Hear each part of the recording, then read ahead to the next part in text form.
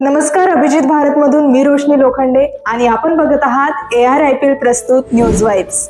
नागपूरच्या सदर police station अंतर्गत येणाऱ्या लेडीज क्लब चौकात 2 कारची टक्कर झाली। या अपघातात दोन्ही कारमधील 6 जण जखमी झाले आहेत, ज्यात 3 लहान मुलांचाही समावेश आहे।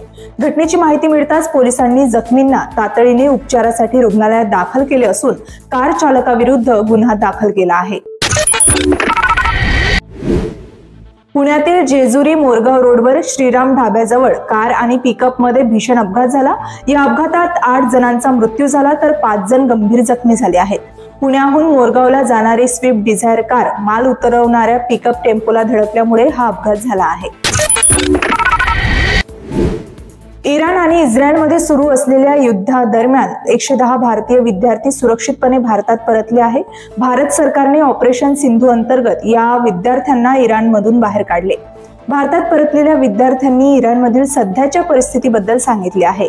इराणमधील परिस्थिती खूप वाईट आहे, विशेषतः तेहरानमध्ये परिस्थिती दिवसेंदिवस बिकट होत असल्याची आपबीती त्यांनी सांगितली आहे।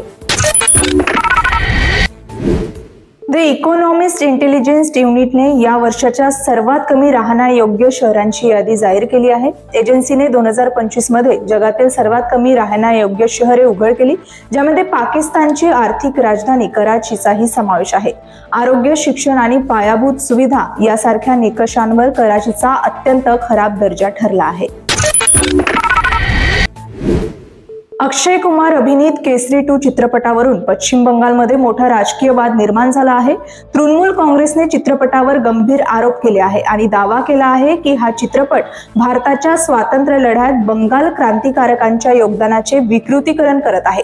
या संदर्भात चित्रपटाच्या 7 निर्मात्यांवर FIR दाखल करण्यात आली आहे। 20 जून पासून भारत आणि इंग्लंड यांच्यामध्ये 5 सामन्यांची कसोटी मालिका खेळवली जाणार आहे। या मालिकेतील पहिला सामना हेडिंग्ले येथे खेळला जाईल। रोहित शर्माने कसोटीतून निवृत्ती घेतल्यानंतर शुभमन गिलकडे संघाचे कर्णधारपद तर ऋषभ पंतला संघाचा उपकर्णधार बनवण्यात आले आहे। आजच्या न्यूज वाइज मध्ये इतकेच। उद्या पुन्हा घेऊन येणार आणखी नवीन अपडेट्स। तोपर्यंत आमच्याशी जुळले रहा आणि बघत रहा अभिजित भारत। अभिजीत भारत, पहुंचे हर खबर तक।